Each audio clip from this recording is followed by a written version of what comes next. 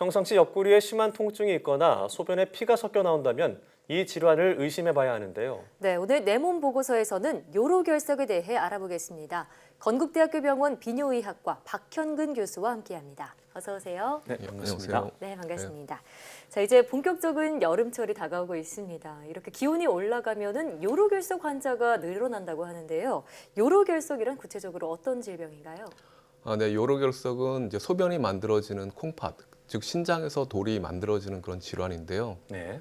그 신장 안에서 돌이 만들어져서 그대로 신장 안에 있으면 신장결석, 그리고 신장 안에서 만들어진 돌이 이제 내려와서 요관을 막으면 요관결석이라고 얘기를 합니다. 예. 근데 흔히들 이제 담석과 헷갈리시는 분들이 많은데요. 네. 담석은 담낭, 즉 간 옆에 있는 쓸개에 돌이 생기는 경우이고, 요로결석은 이제 콩팥에 돌이 생기는 질환입니다. 네. 요로결석은 칼슘이나 이제 수산 등 이제 소변에서 배출되는 물질이 서로 붙어가지고 돌처럼 단단하게 된 물질을 이야기를 하는데요. 네. 이 물질이 그냥 신장에 그대로 있을 수도 있지만 소변과 같이 이제 내려가면서 요관, 방광, 요도 이런 쪽으로 흘러가게 됩니다. 예. 네. 그러다가 흐르다가 이제 딱 어딘가에 걸려서 막히게 되면은 이제 소변이 이제 흐름을 이제 막게 되기 예. 때문에 심한 통증을 이제 유발하게 되는 것이죠. 예. 사실 이제 응급실에 오는 비뇨의학과 환자 중에 한 절반 정도는 요로결석 환자다라고 말할 수 있을 정도로 되게 응급 질환이고요. 네. 또 요즘처럼 더운 봄, 여름 같은 경우에서는 요로결석 환자가 증가하고 있습니다. 예. 네.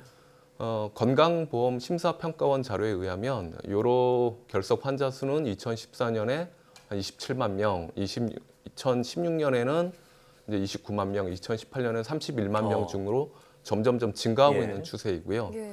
또 남성이 여성보다 한 1.5배 더 발생 위험이 높고 또 30에서 50대의 중년 연령층에서 흔히 발생합니다.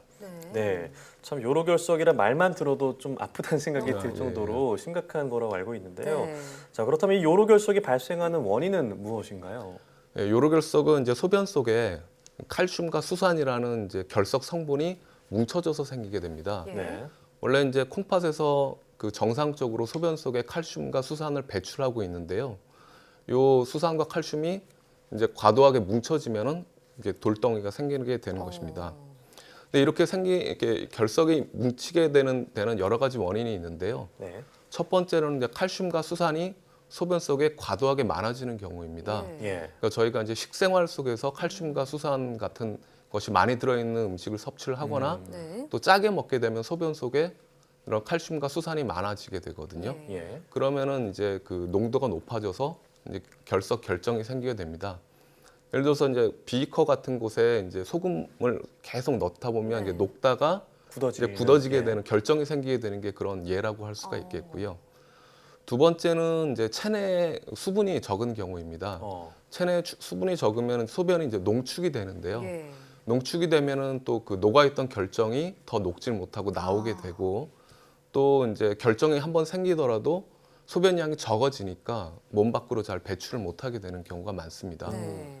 그리고 마지막으로는 이제 결석을 예방하는 물질인 구연산 같은 것이 체내에 좀 부족한 경우에도 결석이 생길 수가 있습니다. 네. 요로결석이 발생하는 원인에 대해서 설명을 해주셨는데 앞서 이 요로결석 때문에 응급실 찾는 환자분들이 많다고 하셨잖아요. 예. 네네. 주로 어떤 증상들을 호소하시던가요? 요로결석의 가장 큰 대표적인 증상은 통증입니다. 네. 되게 아주 엄청 심한 네. 통증인데요. 예. 이런 심한 통증은 이제 결석이 이제 소변길을 따라서 이제 쭉 나와야 되는데 나가다가 이제 특히 요관을 딱 막게 되면은 소변이 이제 더 이상 내려가질 못하니까 요관과 콩팥에 쌓이게 되고 예. 쌓이게 된 이제 소변이 이제 신장 콩팥을 이렇게 늘리게 돼가지고 네. 되게 심한 통증을 유발하고요. 예. 주위 장기에도 자극을 주기 때문에 통증이 좀 심하게 됩니다. 주변 장기까지요. 네. 네. 그래서 이러한 통증은 비뇨의학과 교과서에 보면 뭐 칼로 찌르는 듯한 엄청난 통증이다라고 얘기를 하고 있는데 다행히 이 통증이 계속 지속되는 건 아니고 수분 또는 이제 수시간 동안 지속되다가 좀 멈췄다가 또 다시 생기는 그런 간헐적인 통증을 좀 보이고 있고요. 예. 예. 또 이런 통증이 사실 결석의 크기라든지 위치 모양에 따라서 좀 차이가 조금씩은 있는데요. 그렇군요. 예를 들어서 신장 결석이 그냥 콩팥에서만 있으면은 그렇게 아주 아프지는 않고 네. 약간 불편감 정도를 느끼고요. 가장 중요한 이제 요관을 이제 중간에 있는 요관을 맞게 되면은 정말 등 허리서부터 시작해가지고 엄청난 통증을 유발하게 됩니다. 예. 마지막으로 방광결석은 아래쪽에 있기 때문에 복부 불편감이나 네. 또는 소변 보는데 좀 불편한 배뇨 증상을 좀 일으킬 수가 있고요. 예. 자, 그리고- 그리고 뭐, 예, 네네. 말씀해 주시죠. 그리고 대부분의 이제 요로결석 같은 경우에는 혈뇨도 같이 동반하는 경우가 많습니다. 소변에 피가 섞여 나오는 것이. 네네. 예. 근데 중요한 것은 이제 시간이 지나면서 이제 통증이 사라지게 되는 경우가 많아서 이게 한번 아팠다가도 이제 안 아프니까 결석을 방치하게 되는 경우가 많은데요. 예. 네. 지금 나오는 사진도 결석을 방치해서 결석이 매우 커져서 신장 기능을 잃게 되는 경우입니다. 저 하얀 부분이 다 결석인 거죠. 네네. 예. 그래서 결석이 뭉쳐서 마치 사슴뿔처럼 보이는 모습이 이제 동그랗게 보이는데요. 이런 경우 여러 합병증이 발생할 가능성이 높다고 하겠습니다. 그럼 대표적인 합병증은 어떤 것이 있을까요?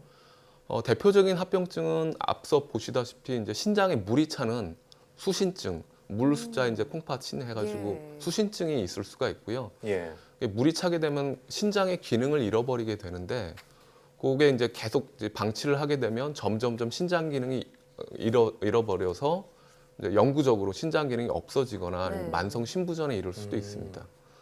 또 두 번째로 중요한 이제 합병증은 요로 감염인데요. 결석 환자에서 요로 감염이 이제 동반되면 신우신염이나 폐혈증에까지도 이를 수가 있습니다. 예. 특히나 이제 당뇨 환자분들이 걱정인데, 당뇨 환자분들은 이런 요로 감염이 발생을 하면 갑자기 쇼크라든지 사망에까지 이를 수가 있기 때문에 그렇군요. 매우 주의를 해야 됩니다. 예. 정말 심각한 합병증의 위험이 있는 만큼 통증이 있다면 일단 병원에 찾아서 이상형으로 확인하는 게 좋겠고요. 이 요로결석은 또 재발률이 높다고 하더라고요. 특별한 네네. 이유가 있을까요? 예, 보통 재발률이 1년에 한 10%, 그리고 한 10년 지나면 한 절반 정도의 환자에서 요로결석을 재발한다라고 보여지는데요. 매우 높은 재발률이죠. 사실 이런 높은 재발률은 크게 두 가지인데요. 예. 하나는 환자분들이 가지고 있는 유전적 소인, 즉 뭐 체질이다라고 말을 할 수가 있겠습니다. 네. 아까 전에 말씀드렸다시피 이제 소변에서 결석이 생기는 거는 칼슘과 이제 수산이라는 두 물질이 합쳐져서 결석이 생기는데, 어떠한 환자분들은 남들보다 좀 과도하게 소변으로 칼슘과 수산이 많이 배출되는 예. 그런 유전적인 성향을 가지고 계시고요. 사실 이런 거는 이제 어떻게 저희가 치료하기가 매우 어렵기 때문에 식습관을 잘 교정을 해서 치료를 해야 된다고 볼 수가 있겠습니다. 예. 네. 그럼 이 요로결석을 치료하는 방법은 어떤 게 있나요? 이 대표적인 요로결석의 치료법은 세 가지가 있는데요. 네. 첫 번째는 이제 대기요법이라고 해서 결석이 빠지기까지 기다리는 것이 하나가 있고, 예. 두 번째는 체외 충격파 쇠석술이라고 해서 체외에서 충격파로 이제 몸 안에 있는 결석을 깨는 그런 치료가 있고요. 세 번째는 몸 안으로 예. 내시경을 넣어서 이제 치료하는 내시경적 결석 그렇군요. 치료법이 있습니다. 여러 가지 수술 방법을 말씀해 주셨는데 이 수술이 잘 됐더라도 재발률이 높은 만큼 평소에 관리를 잘 해줘야 할 것 같거든요. 네네. 어떻게 예방할 수 있을까요? 요로결석을 예방하는 가장 이제 중요한 방법은 두 가지인데, 충분한 수분 섭취와 네. 그다음에 식습관입니다. 수분 섭취가 제일 중요하고요. 하루에 1.5리터에서 한 2리터, 한 네. 8잔 정도 물을 많이 마셔야 소변으로 칼슘과 수산이 녹아서 잘 내려가게 되고요. 네. 또 이제 식생활에서도 칼슘과 수산이 많이 들어있는 음식, 예를 들어 시금치나 뭐 초콜릿, 뭐 땅콩 같은 것을 조금 적게 드시는 게 좋습니다. 네. 그리고 오히려 이제 가끔 멸치 이런 것을 많이 말씀하시는 분들이 계시는데요. 네, 먹어도 되는지요? 예. 오히려 칼슘 결석 환자분들은 칼슘을 극도로 제한을 하게 되면 역으로 또 결석이 많이 생기게 되기 때문에 너무 제한하면 안 된다고요? 네네. 일반 사람과 똑같이 먹되 물을 좀 많이 드시는 게 좋겠습니다. 네. 또 짜지 않게 드시는 것도 중요하고요. 예. 그리고 과도하게 이제 육류나 비타민 C 같은 것도 좋지는 않습니다. 그렇군요. 근데 가장 중요한 거는 이러한 식습관 외에도 결석 환자분들은 정기적으로 비뇨기과를 방문해서 네. 혈액 검사나 소변 검사를 통해서 대사 검사를 하고, 꾸준히 이제 영상 검사를 해서 몸속에 자기 결석이 재발하진 않았는지 또 결석이 더 커지진 않았는지 확인해 보는 것이 매우 중요하겠습니다. 네. 네, 뭐 물을 많이 마시는 게 아주 기본이라고 하셨으니까 더운 여름에 물을 좀 많이 드시는 분이 많아졌으면 좋겠고요. 네. 저 환자분들은 정기적으로 꼭 검사를 받아야겠습니다. 네, 지금까지 건국대학교 병원 비뇨의학과 박형근 교수와 함께했습니다. 오늘 말씀 고맙습니다. 고맙습니다. 감사합니다.